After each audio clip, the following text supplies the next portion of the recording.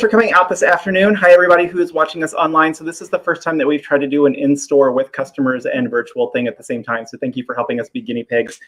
We're hoping at some point to be able to do this with some of our author events. So we figured if we were going to do a trial run, it would be better to do it if it's us. So that way, if it's an author, the people online didn't get cut out halfway through. So for those of you who don't know, I'm John. I'm the event coordinator here at the store. Thank you so much for coming out with us for Independent Bookstore Day. I'm going to do a quick intro, let everybody know what's going on with us, and then Brenda's going to get started. But we've got a couple of sales going on today. All of the books that we're going to talk about this afternoon are 20% off. There are a few things that either just didn't show up in time or that are pre-orders. As long as you buy them today or tomorrow, they'll still be 20% off, so you can pre-order those. We have some select signed books that are 25% off, and we also have some puzzles that are 20% off as well. And for everybody watching online, we'll be dropping links so you can check out all of that stuff. We also have in store today our Independent Bookstore Day tote bags. They're $10. Whatever we have left, we'll put up online in the next day or two. So if you're watching online, if you want to order one while we're talking, maybe give us a call, or if not, just keep an eye on the website in the next day or two. We thank you so much for coming out.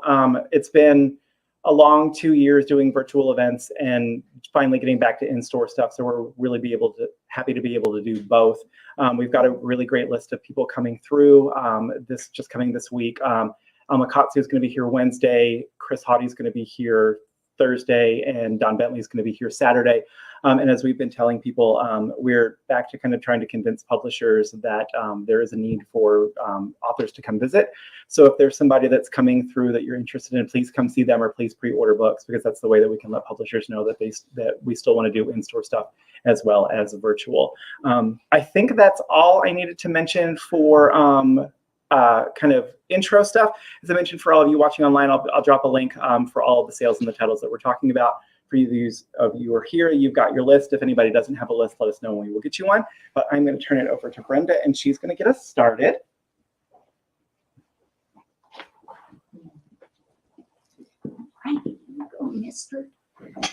Hi, I'll go ahead and say welcome also to everyone. For those who don't know, this is Sir Benedict, and he's up here with me so that he doesn't bark at any given time during anyone's presentation, at least we hope. So here we go. Each of us will be doing, I think, 5 books, and then we have a previous book, a gem of the store, so to speak, that we will each be speaking about. And so I'm going to get started with the ones that we have in store today and that are new releases. The first one I'm going to talk about is Hammer, and by Joe Mungo Reed. And this is an art auction book. It's an auction house. Martin is an employee at the auction house. And an auction is coming up. It's 2013. Record prices for art at the time. And a Russian oligarch who is a very serious collector shows up at the auction, and his wife, a woman named Marina, is a past friend of Martin, who works at the auction house. So that's how it begins. It's part thriller, kind of a wannabe romance. It's pretty much got everything in it. I loved it. I'm a particular fan of art mysteries, so this is really quite a good one if you like art mysteries. The other thing about my stack of books this time is that I have several books that are quirky. And the first is Pinyon, Scorpion, and the Barbershop Detectives by Rick Blawas. And this is 1910. It's a little village in England called Haxton. And the main character is Pinyon. He's quite the dapper dandy. He is really concerned about nails, hair, clothes, his shoes. And he models himself after Sherlock and Poirot. But in my mind, he really is an armchair detective. He doesn't go to the scene of a crime. He has selected the local barbershop to do his investigation.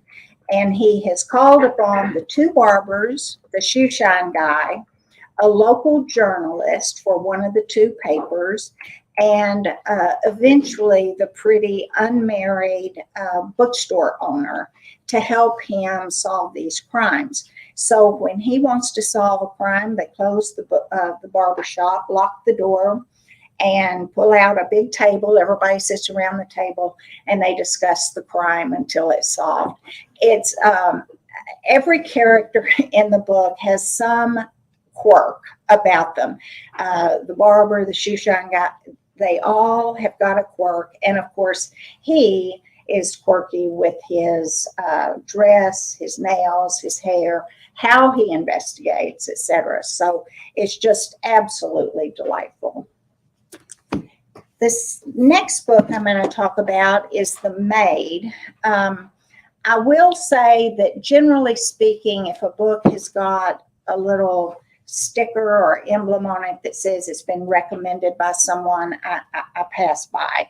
But I will say, in this case, this one warrants it. When the book first came out, it just immediately went to the bestseller list and has stayed there.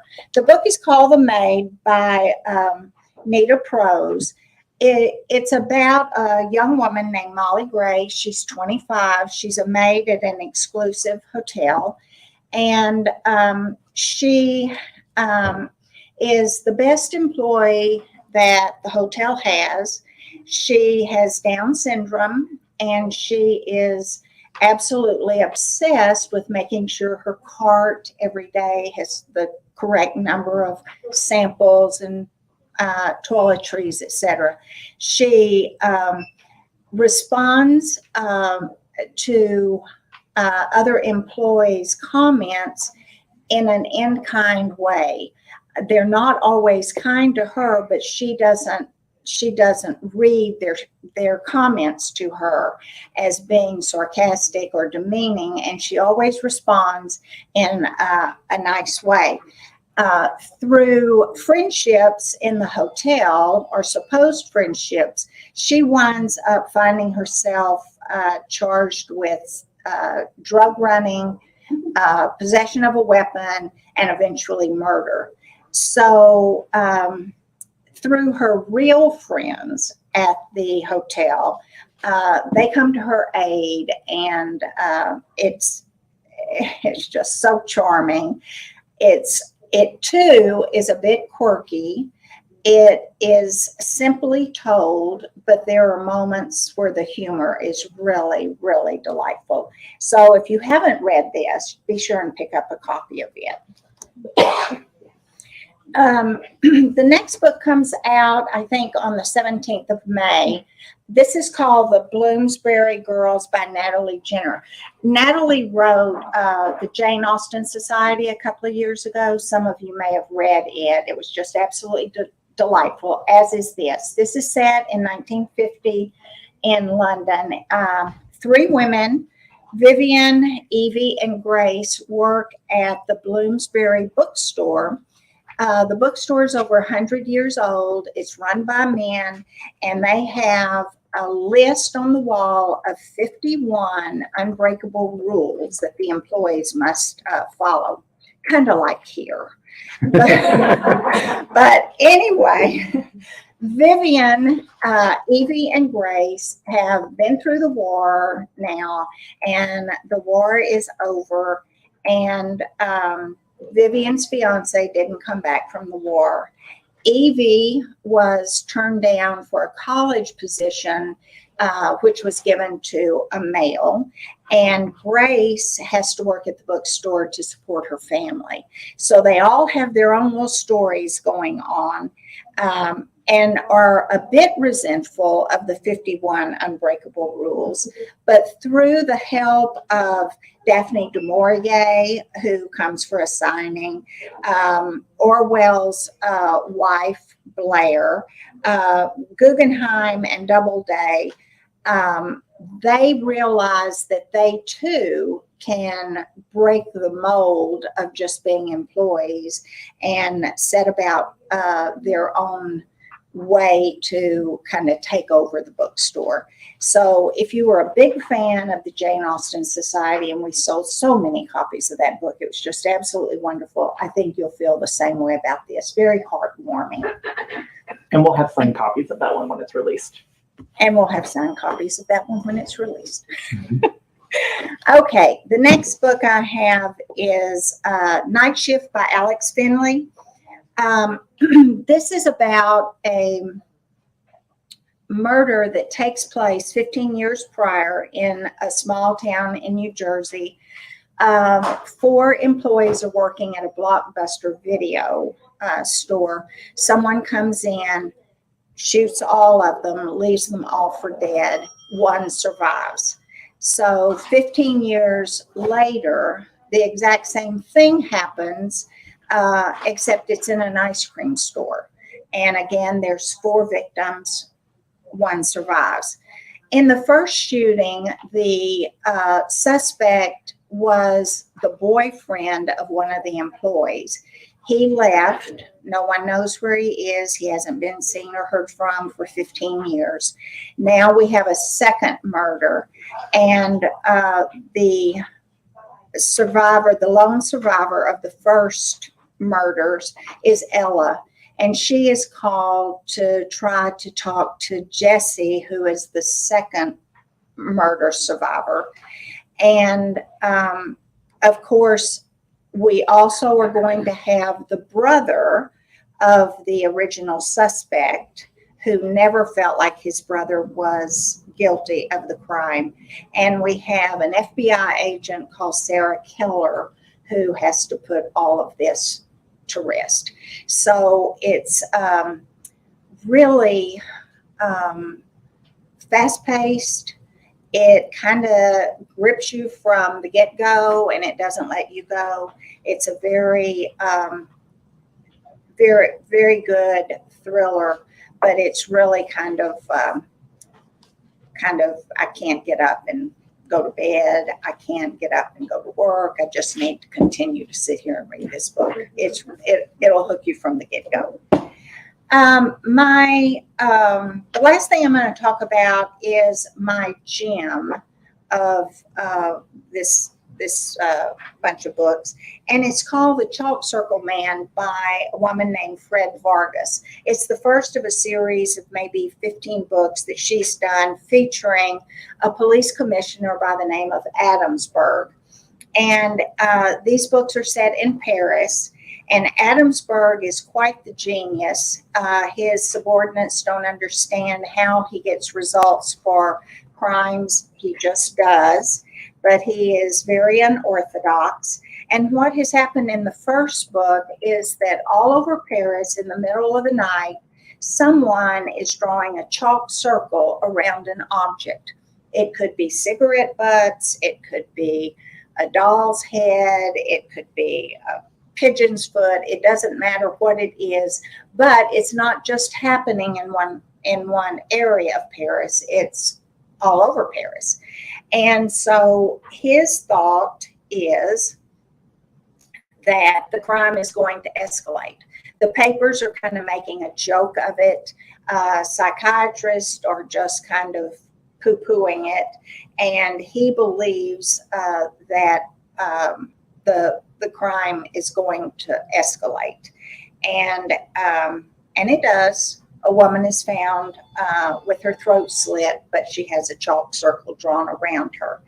So the thing that ties this book to several others in here is the fact that it's very quirky. Adamsberg is quirky. His subordinates all have some kind of little quirky attribute, and Fred Vargas does a great job at that.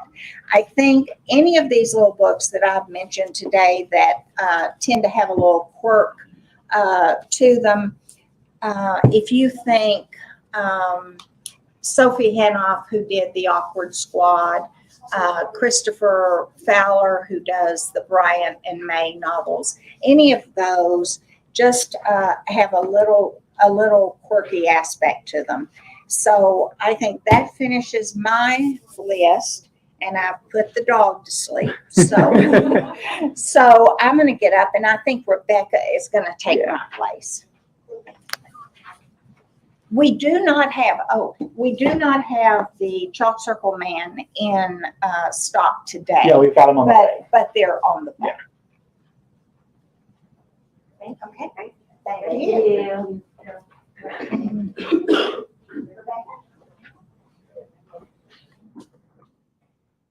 All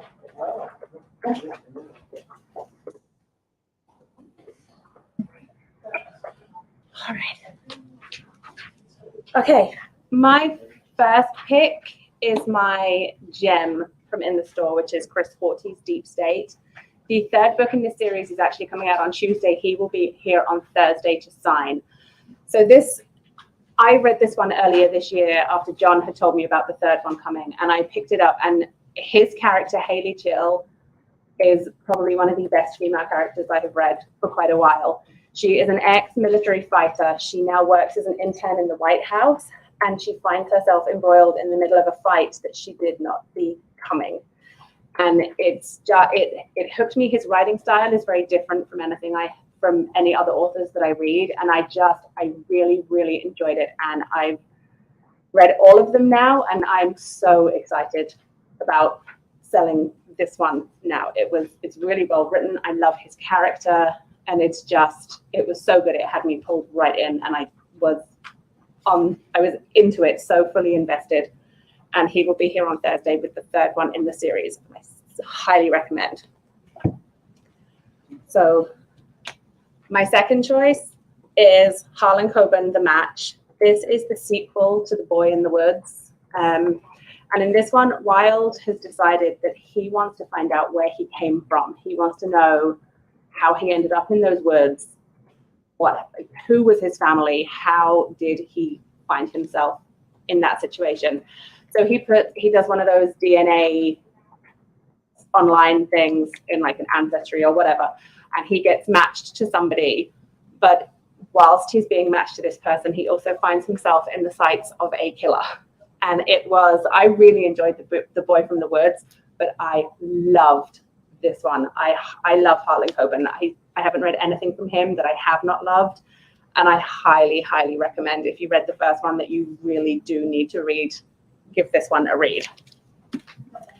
And so my other picks, I went on a bit of a psychological thriller binge, so there's a bit of a theme with the next few.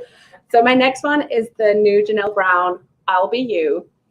I really, really loved Pretty Things, her previous one. And this one is about estranged twins, Sam and Ellie. They were super close when they were kids. They would swap places. Identical twins. People found it really hard to tell them apart from each other. But as they've grown up, they've lost touch. They've both had their own problems. And Ellie's life kind of gets turned upside down, and she books herself into a weekend retreat, but then she doesn't come home. So her twin sister Sam is then contacted by her dad. Hey, your sister's gone missing. She's walked out. Her child, she's left her small child at home with the grandma or someone, and we don't know where she is. We can't contact her. So Sam then is trying to rebuild that twin connection with her sister, and she is desperately trying to find her and bring her home. And it was absolutely fantastic. I loved the writing. I fully empathized with both of the characters and the situations that they found themselves in. I thought it was absolutely just fabulous. And then next up, we have the Gilly Macmillan, The Long Weekend. And this one for me, I picked it up, I started reading, And the next thing I knew, I had finished it and 3 or 4 hours had passed and I had not taken a breath. So 3 couples plan a weekend getaway. Things happen and it ends up being the 3 women travel up the day before their husbands. So they arrive up at this, of course, it's a remote location. And when they arrive there, there is like a gift basket on the counter from another friend of theirs with a little note that says, by the time you read this, one of your husbands will be dead. And and this happens right at the start. And I was like, wait, what? And then that was it. I did not put it down. And every time I thought I had figured out what was happening, something else happened. And I was like, oh, maybe that's not what happened. And it was one of those that it was the note that just hooked me in. And I was like, I have got to find out where this is going. It was really, really a great read. And then for my last psychological binge, we have got The Younger Wife from Sally Hepworth. Stephen he is already married. His wife is in a nursing home. She has dementia. And he meets a younger woman called Heather. He falls in love. They get engaged. And he takes Heather to lunch to meet his 2 adult daughters who are not very happy about this situation. And this is told from 3 viewpoints. So we have Heather, and then we have Stephen's 2 daughters, Tully and Rachel, and they're all telling the story. It sets the scene. Somebody's dead, and we're not sure who. We're not sure who did it. And the chapters are super short. It's really fast paced. And again, it just sucked me in, and I was like, okay, I need to know. And I hadn't read, I think this is her debut, or is it? Maybe not. She had The Good Sister last year, maybe? That was it. And I hadn't read her previous ones. So I'm really glad that I picked this up. And at some point when I get through my huge stack of books, I will go back and try and read her older ones because I really enjoyed it. And then my last one is coming out next week, I think, May the 10th. It is The Devil McTin and the Murder Rule. It is not part of her Cormac series, so it's a standalone. Brenda has also read it and really enjoyed it, and I will put my hands up and say this is the best book I have read so far this year. Hannah is a student and she wants to work on the Innocence Project. So they are working on basically proving that people on death row shouldn't be on death row. But there is only one case that she's actually interested in working on. So she worms her way into the Innocence Project and she manages to basically mess up somebody else's position and steps right into the place. And I thought Hannah was a really, really good protagonist. I really empathized with everything that she was dealing with. There are reasons that she wants to be on this particular case, which would spoil everything if I told you. But I really empathized with her from the beginning right through the end, the way her character developed, the way things transpired, the way things changed, and how she was left dealing with that. And it's absolutely my favorite book so far this year. So there. All right. Thank you. All right. So my list is all over the place, like my list is always all over the place. I'm going to start with Just Harriet by Alana K. Arnold. It's a really charming middle grade, around 8 to 12 age. The main character, Harriet, is named after Harriet the Spy, but she will be the first person to tell you that she is just Harriet. She's not Harriet the Spy. Her mother is pregnant and due to some complications is put on bed rest for the summer. So her parents decide to send her to her grandmother who lives on an island and runs a bed and breakfast. And she's really upset that she has to go. And her father says when she gets there that she should look for this mystery that's hidden under the gingerbread house. So she stupidly volunteers to help clean out the shed behind her grandmother's house and doesn't realize what a big project it's going to be. And so while she's doing that, then that's where she finds this key and then is basically spending the whole summer trying to figure out where this key fits. It's just a really charming mystery. She's got her little cat that she takes with her that doesn't get along with her grandmother's dog. There's a woman that stays in the bed and breakfast that is a birder. And every time Harriet asks if she needs something, she's like, oh, you're just a tip troller. I'm not going to give you tips. I'm not going to help you out. Go find something else to do. So it's just a really fun, charming little book. She's written one other book, which I have not read before. But if you want just a good, like, nice kids, low-stake mystery for any of your young readers, this is really wonderful. The complete opposite of that is the Hacienda by Isabel Cañas. This is probably my favorite thing that I've read so far this year. It is set just after the Mexican War of Independence. The main character, Beatriz, has just married the very handsome Rodolfo, not because she's in love with him, but because he's wealthy and she thinks that he'll be able to pull her and her mother out of poverty. So she gets to this big hacienda that has been in his family for generations, and she thinks that this is going to be the ticket to her security. And Rodolfo's there for a little bit, then has to go off on business, and then weird things start happening in the house. And she also starts to find out that there maybe something went amiss with Rodolfo's first wife. So it's definitely got really great Daphne du Maurier, Rebecca vibes to it. But if Manderley was really pissed off, like, there's some really good scares. She does a really good job of balancing the scares with the storytelling. So it reads more gothic than it does just straight up ghost story.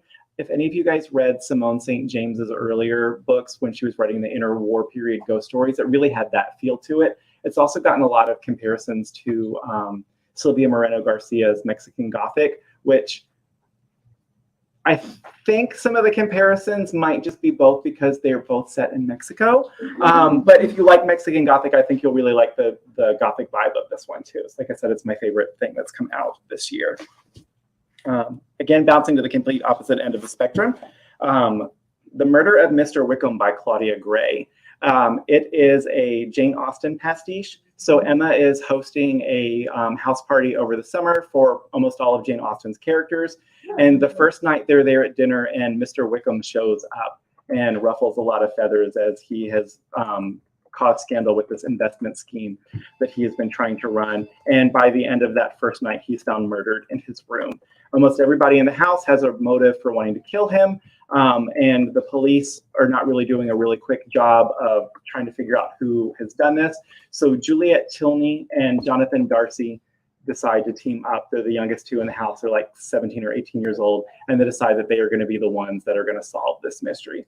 It really reads like just getting to pick up a Jane Austen novel that happens to have a murder mystery in it. And as opposed to her just writing a mystery with Jane Austen's characters. I feel like she really got Jane Austen's tone, really got her humor. If you don't know a ton about Austen, as I was reading it, I realized that maybe I'm not as up on all of my Jane Austen as I thought I was, but I was still able to completely enjoy it. There wasn't anything that I felt like I was missing. So, you know, if it's been a while since you read Austen, but you're still big fans, I think you'll be able to pick this up and really enjoy it. She is actually going to be here in 2 weeks on Saturday the 14th at 3 o'clock. So if you get it, we'll give you a line number if you can come back. If you're not able to come back, you're always welcome to leave a copy of it and we can get it signed for you. My gem is a slightly more recent release. It's Old Bones by Preston and Child. This is the first in their Nora Kelly series. Nora Kelly is a character that appeared briefly in the Pendergast series in the book Thunderhead, but you don't have to have that knowledge to jump in here. She is an archaeologist, and as the book opens, she gets a guy shows up and says, hey, there was this rumored third camp of the Donner Party that's never been discovered. I'm descended from the people that disappeared. I think that we can find this. Here are the coordinates. And as they start to look, then he also confesses that there are potentially $20 million worth of rare gold coins hidden in this third camp. So Nora assembles her crew. There's also a group of like wild backpackers and stuff that can help them get to the site. And as they get there and they start uncovering the bones and the wreckage of this third party, then things start going amiss. A guy's murdered. They think somebody else is actually looking after the coins. I wanted to read Preston and Child for a while, but the Pendergast series is so long, it was intimidating to kind of dive into that. So this is the first in the series, and there's only 3 so far. There's another main character who is a young FBI agent, Corey Swanson, who is working on her first case. So she gets, she thinks that there's some connection between the Donner Party issues and some other murders that are happening. It does loosely tie into the Pendergast series, so if you haven't read them before, you're completely fine jumping in here with these. If you had read them, then you'll really enjoy the cameos that pop up as well.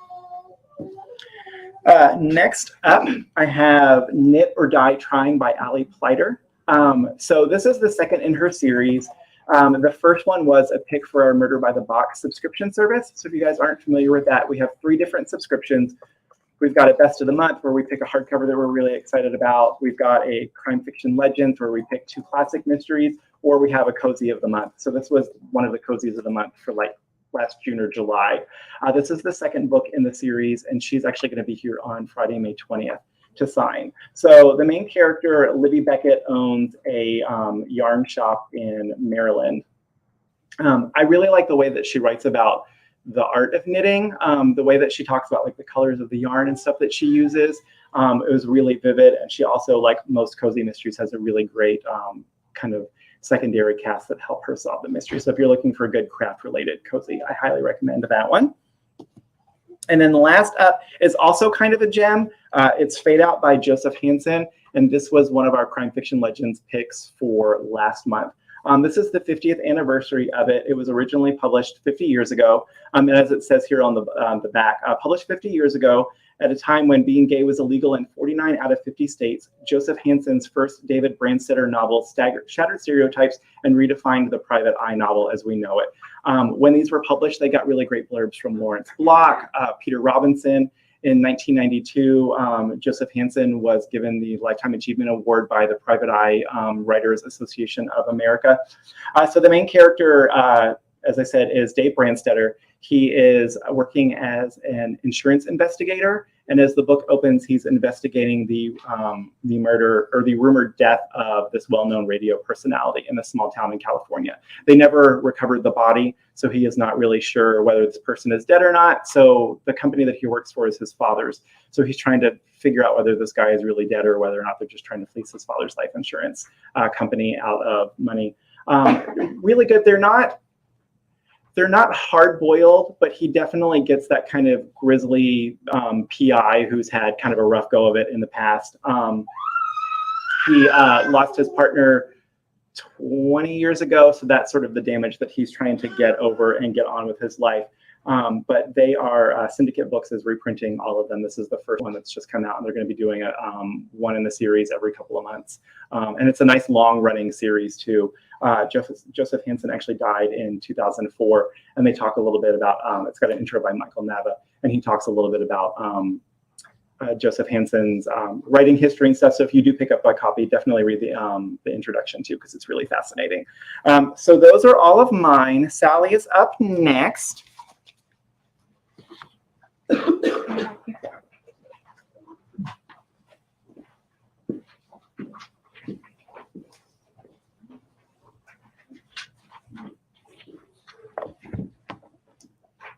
So what, I'll drink out somebody else's water bottle? Hi, everybody. Thanks for coming out. I appreciate it. I'm going to start. I have a variety of books. And I'm going to start with a book that came out in January, Nick Petree's The Runaway. This is like, he has a series, and this is several on down in the series, but this is a great jumping in point if you've never read the Nick Petree or the Peter Rash.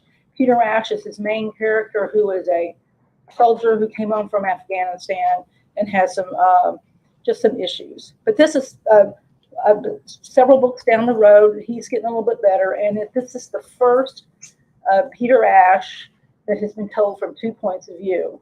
The first point of view, who you get introduced to right away, is the runaway, and her name is Helene, and she lives in a small town and just wants to escape. And then one night, she's working at an all-night convenience store. This guy comes in and convinces her to leave with him. She does. Not her best decision. Several months down the road, Peter Rash, who is our hero, is driving along in Nebraska and comes across this woman whose car has run out of gas, and then he is going to help her. Meantime, her husband, who is a cop, discovers them and chases them down and tries to kill Peter. He escapes, and then the rest of the book is Peter trying to help this woman, Helene, get away from her husband, who is a terrible man. This is a great jumping in point if you've never read Nick Petrie or Peter Ash or the series. He tells you what all you need to know, and it's just good because it's the first one told with 2 points of view. I loved it. It's, I'm sure, going to be in my top 10 of the year. So this is Nick Petrie's The Runaway. We still have signed copies left. So pick one up if you haven't already, or if you know someone who was a Peter Ash fan and because of the pandemic may have missed last year's book or something. This would be a great catching up point. So that's that's Nick Petrie, The Runaway. My next book is The Heist by Louise Candlish. This is my first Louise book to read. The British. It's very good.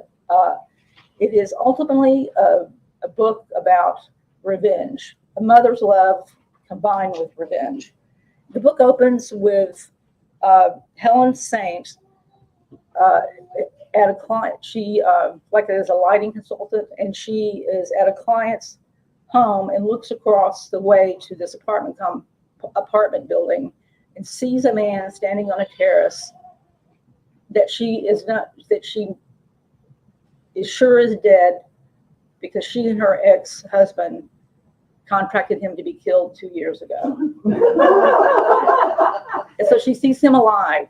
The reason they did that, this is told from several points of view.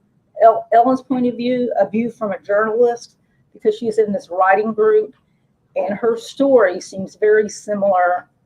The story that she's writing seems very similar to her life, and he gets curious about what is going on. So he is trying to figure out what is Ellen Saint's life. The reason they wanted to kill this man is because he was best friends with their son Luke, who was 19. They were in an automobile accident, and Luke dies. No spoiler. You all know this pretty quick. So they decide she's just filled with revenge and hatred, and they decide to contract to kill him. She assumes he is dead. 2 years finds out he might not be, and then the rest of the book is her plotting her revenge. She is admittedly not the most likable of characters, but she is a mother who loved her son and wants to kill this man again.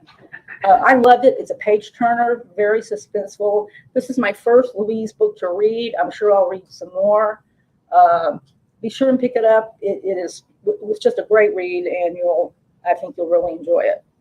So that's The Heist by Louise Candlish. Oh, and The Heist is because this, where she sees him is at the top of this building, but she also suffers from this disease that if you get to a tall building or high enough up, that you have this urge to jump, which figures in the book later on. Anyway, I loved it. I think you'll love it. It's The Heist by Louise Candlish. And for all you people out there. My next book is a debut, Samantha Jane Allen, and it is hopefully going to be the start of a series. Annie has moved back to her hometown of Garnett, Texas, which is somewhere around the San Marcos area. You'll recognize things in it. And she moves back to town because she's just a little bit directionless, and moves back to her hometown of Garnett. Her grandfather, Leroy, is an ex-cop and now owns a private investigating firm. So he offers her a job, and she takes it, and she thinks it's just going to be filing and this, that, and the other. She also works at a diner, and one night she and a friend and this waitress from the diner end up at this party.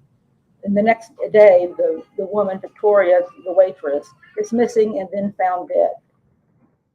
And so Annie, who doesn't feel like the police are really doing their job, she gets with her grandfather, and they're going to try to find out who killed it. It's all related back to people that she knew in high school. It's very local. This very local crime, and it has some great twists and turns. It's a good rural mystery that's real popular now. I really enjoyed it. It is, again, the start of a series, so be sure and pick it up. This is Samantha Jane Allen, Pay Dirt Road. And that was our April pick for the best of the month subscription box. To give you kind of an idea of the variety of stuff we pick. Okay, this next book is Sea of Tranquility by Emily St. John Mandel. It is probably going to be one of my favorite books of the year. Did any of you read Station 11 a few years ago? Well, it has the same beautiful writing that Station 11 had, and it expands 400 years. The book starts out in 1912 with this man, Edwin St. Andrew, who has been banished from his family and goes to live in British Columbia. While he's there, he comes across this like anomaly. He's in the forest, and all of a sudden he just sort of blanks out and hears this like violin music, and it's in some place foreign to him, and it lasts just merely seconds. And that's in 1912, and it tells a story about him, and he meets this man, Casper Roberts. Looking forward to a couple hundred years later, Olive Llewellyn writes a book about the pandemic, and it's pretty clear that this woman is Emily St. John Mandel. And the chapter this book is in is called The Last Book Tour. And she's on this book tour. She meets this man, Casper Roberts, and he gives her advice of what to do, of something to do to go home, to stop the book tour and go home, which she does, which ultimately saves her life. And then a couple hundred years after that, we meet Casper Roberts where he lives, which is on the first moon colony, the first domed moon colony. And he has been investigating this anomaly that keeps happening. It happens with Olivia, it happened with Edward St. James, and it happens a couple more times in the 400 years since. His sister works at this place called the Time Institute, which is a time traveling place. Now, I would say, I'm going to tell you, this is much like we sold Station 11. It was the dystopian book for people who don't read dystopian. This is a time traveling book for people who don't read time travel, because it's the way she does it is just extraordinary. Anyway, so Casper, his sister works for the Time Institute. He wants to go and investigate these anomalies, which he's not supposed to do, but he does. And you learn about his encounters with these people that he meets and the things that he does he's not supposed to do, if you're time traveling. I love this book. It's extraordinary. Her writing to me is just, gosh, some of the best out there. It's beautifully written. If you like Station 11, you'll like this. And again, it's going to be one of my favorite books of the year. We have signed first editions. This independent bookstore or indie book pick has an extra chapter in it. So bonus content that was amazing. So I highly recommend this. Now, I have a true crime. If any of you out there read true crime, this is Unmasked. It's my life solving America's cold cases. Are any of you familiar with Paul Holes or listen to the podcast, The Murder Squad? He is friends with Billy Jensen, and who also, they conduct this podcast. This is much like I'll Be Gone in the Dark that Michelle McNamara wrote. This is a memoir and a story of his fascination with cold case crimes. One of the cold case crimes that he helped solve is the Golden State Killer. He was one of the primary detectives involved with that. This book talks about him meeting Michelle McNamara and how they became such good friends. It also talks about other cold cases that he was involved with, including the Lacey Peterson case, and his involvement with that, and other ones. It's also a memoir of his life and how much it affected his marriages, and it's good. It's an excellent memoir. It's an excellent book about true crime, cold cases, his obsession with a Golden State Killer, and how he almost got fired from a couple of jobs for trying to taking files from the office. So anyway, this is Unmasked: My Life Solving America's Cold Cases. We are expecting signed copies in soon. We have a very limited supply of those, so if you want to pick one of those, order one of those. Be sure and order one today. Highly recommended if you like true crime. And if not, we have a great, if you do, we have a great true crime section over there that is chock full of good books right now. So this is Unmasked: My Life Solving America's Cold Cases by Paul Holes, who is half the team of the murder squad. Now here's my gem, and it is a good one. It is In a Lonely Place by Dorothy Hughes. It was written in 1947. War II. The story is about probably one of the best Steele, and he is just come home from he used to be a fighter pilot, and he just can't.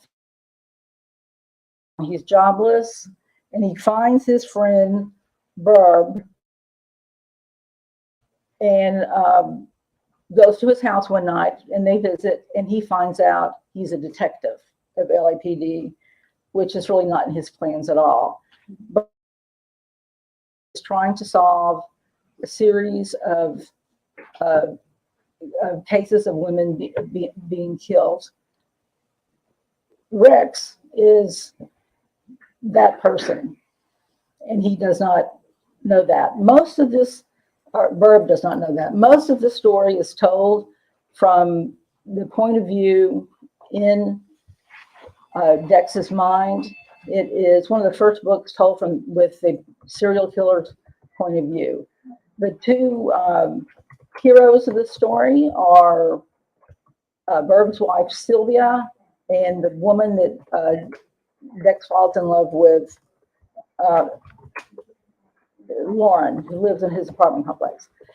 It is a great rendition of LA in the 40s. I mean, you really feel it. The apartment that he lives in, the mood of the city. This is a wonderful, wonderful book. I started kind of glancing at it this morning to get a feel of the writing again, and I just wanted to read it again. There's also an afterword in here by Megan Abbott, which is wonderful. Be sure and read that. And McKenna, who's coming up after me, will also be talking about. She will be talking about Another Gem by Megan Abbott, which is also great. So that's my books. A good gem in a lonely place, good true crime, a good sci-fi without actually being sci-fi, but British suspense, a good debut, and an old favorite of all of ours, Nick Petrie. And up next is McKenna Jordan, who is responsible for all of us. For better or worse. For better or worse. Good job, Sally. All right, well, I was gonna talk about the Megan Abbott last, but since she set me up for a segue here, I'll start with The Song Is You, which is my gem selection. I will also say that if you like our gem picks, they're the Dorothy Hughes and the Megan Abbott are both going to be our picks for crime fiction legends. So we try to do kind of a pairing. April crime fiction legends this month that are going to go out, I think, on Tuesday. We with that shipping, but close enough. So The Song Is You, which was, gosh, maybe 10 years or more ago, 1949, and features Jean Spiegel, Hollywood starlet, and it's based on a real case. So for those of you who like the like the Black Dahlia style 1940s LA Hollywood true crime, this is right up your alley. Megan actually did her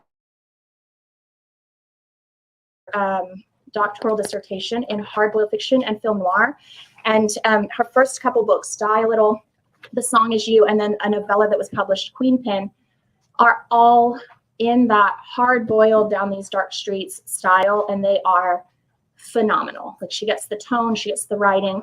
She just won the LA Times Book Prize for The Turnout, which was her most recent book, and she writes contemporary, some would say contemporary women's fiction / mystery now, but I am still partial to these early books. So if you haven't read her 1940s film noir style, definitely don't miss that.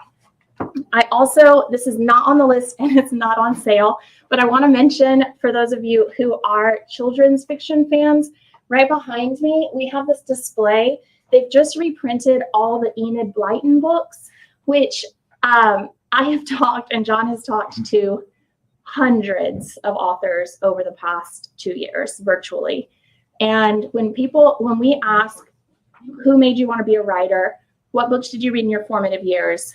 It's Stephen King, if they're American, Agatha Christie, sometimes. But if it is a British author, they're going to say Enid Blyton. And these books haven't been available here the whole time I've worked at the bookstore. So a long time. They've reprinted them in these fabulous covers. This whole series is great. They're going to keep bringing them out. So if that's of interest to you, if you grew up reading Nancy Drew and want to know what they were reading on the other side of the Atlantic, it's the Enid Blyton books. Okay, sorry for the tangent. Back to my actual picks here. The first one that I'm going to talk about is The Oxford Brotherhood by Guillermo Martinez. Now, some of you have probably heard me talk about The Oxford Murders, which I have definitely mentioned as a gem many times and chosen as one of my favorite books in the store. It also came out a long time ago, and I never thought we were going to see another book by this guy. But finally, we have The Oxford Brotherhood, and it's excellent. It's set at Oxford.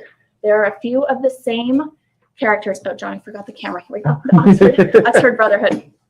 It's set at Oxford. There are a few of the same characters, but this one doesn't have to do with the logic puzzle. It actually has to do with Lewis Carroll's diaries.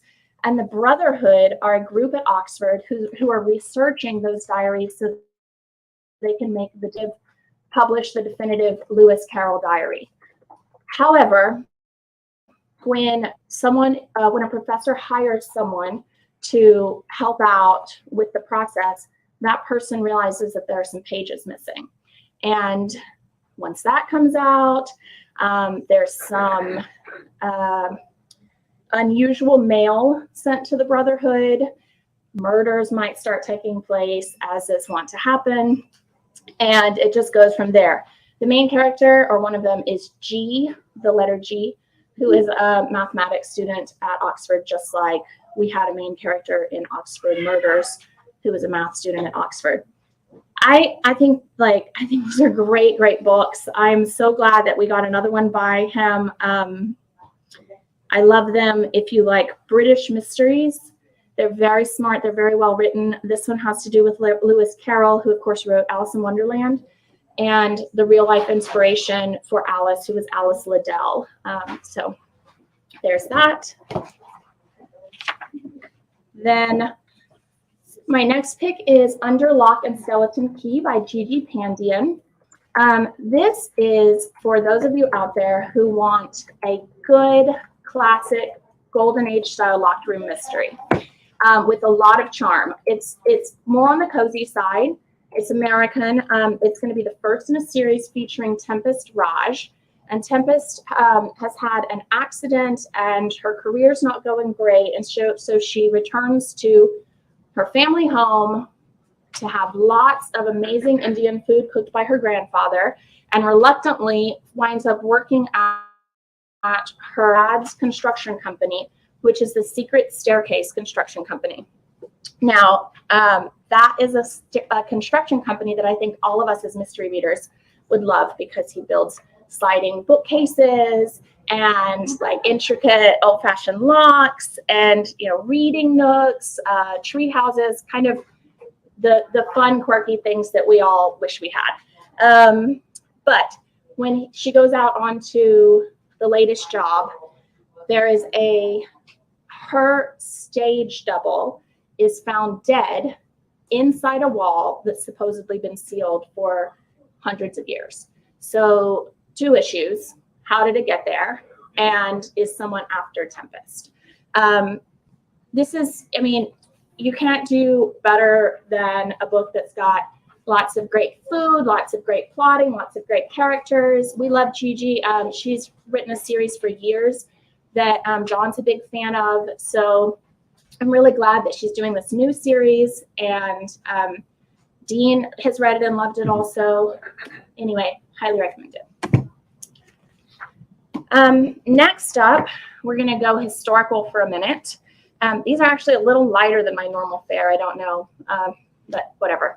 We had some dark stuff with Rebecca and Brenda. So, so if you're in the mood for a very charming 1920s book set in India, look no further than the Bangalore Detectives Club. This is perfect for Alexander McCall Smith fans. It has that tone of just charm and wit and borderline saccharineness. I know there's negative connotations, but it's just sweet. It's a nice, charming book. So here, Bangalore Detectives. So the main character is Kaveri, who moves to Bangalore to marry a handsome, rich doctor named Ramu. And she thinks she's going to live this quiet life with him. Night at the Century Club, she goes out into the garden. She sees perhaps an unsavory character. She thinks something might be wrong, continues about her business, and then later they find a body in the garden. So they witness something. Of course, she thinks that she needs to investigate, but it's not just her. It's she and her husband Ramu work on the case. So if you like, if you're trying to fill a void, you love the Sujata Massey book set in 1920s India, or you love Alexander McCall Smith, I think you will enjoy this. Again, it's not anything that's going to be heavy by any stretch, but it's charming. Okay, now for something again completely different. This one is set in contemporary London, Wahala by Nikki May. Now, Wahala is the Nigerian word for trouble. And I'm a sucker for, I will admit it, Sex in the City. I always have been. And this is what you would get if you crossed Nigerian women and a mystery in London City. So 3 of them are great friends. It's Ronkebu and Simi, who comes into the picture. Things start getting complicated. And Wahala comes essentially. I will say that this one I listened to on audio. We, for those of you who don't know, and most of you probably do, but we actually sell audiobooks through Libro FM, and they have a really cool offer today for Independent Bookstore Day, where if you sign up for an account kind of through our website, there's links on there. We get credit for your subscriptions and your audio purchases, but they have free books available for Independent Bookstore Day today. So I'd highly recommend checking out. It's Libro, Libro.fm. We have their bookmarks up front. But I will say this one was absolutely wonderful because the reader had the most beautiful sing-song British Nigerian accent, and it was really lovely to listen to in the car. The only problem, it was so lovely, I kept kind of tuning out of the plot because I just get, the tone in my ear. But you can always rewind and try the sections again. So Wahala is excellent, and I highly recommend it if you just want something fun and contemporary with a different kind of a different group of characters, a different perspective. There's also a lot of food in there too. They're always cooking like Nigerian classic favorites amongst themselves. All right, my last book I'm going to talk about is The Diamond Eye by Kate Quinn. I really don't need to say much about this because as soon as I tell you it's based on the true story of a librarian in World War II who became the deadliest female sniper in history, you should be like, oh, that's awesome. So the main character is Mila, who is a Russian librarian living a nice, quiet life with her son when Hitler invades. And they put a rifle in her hands and they send her to fight. And when it comes out that she has, she earns the nickname Lady Death. And when it comes out that she has hit the mark of 300 kills in a heroic reward, they sent her to the U.S. on tour. So she befriends Eleanor Roosevelt. This is all real, based on real story. She befriends Eleanor Roosevelt, but while she's in D.C., she comes across someone from her past. And so the story goes from there. But Kate Quinn, many of you may know her from The Rose Code. She just writes really solid historical fiction. This one has a great main character in Mila. So I think you'll enjoy it very much. I do have one other note before we wrap up today. I want to say thank you to all of you for being here. We also posted a letter in our newsletter today and on Facebook. I like to do once a year or so a State of the Bookstore letter. And the letter today is asking for your support. We have been here for 2 long years of non-normal business model. And our sales are so driven by in-store events, signed books, people coming to see the authors. And while we have loved doing virtual events and we have done them as a labor of love, I'm lying, we haven't loved them every night that we've had to go home and do them, but we've done them. They didn't generate income, like they just don't in the way that the store events do. So the pandemic stretched about 6 months too long. Like we need our in-store events back. They're getting there, but it would have been nice if they were back in January. And so it's been stressful. Like we just don't have the number of people in because we don't have the number of authors in. So if you are considering getting something today, if you need a gift for someone, it would be amazing if you considered getting it from us. We have lots of great things. We have lots of great books on sale. We have puzzles. We have t-shirts. We have Independent Bookstore Day swag. We have the subscription plans. There are lots of ways to do that, but we really do appreciate you being here. And if you want us to keep being here and keep bringing those authors in and all of that, we would appreciate your support. All right, for those of you watching, same goes for you. I know a lot of you have been online watching our events, and if you want to visit our website and find something to order today, we would certainly appreciate that. It is Independent Bookstore Day, and we feel all the love from all of you here. We've had a busy morning, but anything that you could do to help would be fantastic. So thank you again for being here, and those of you watching, and we'll say bye.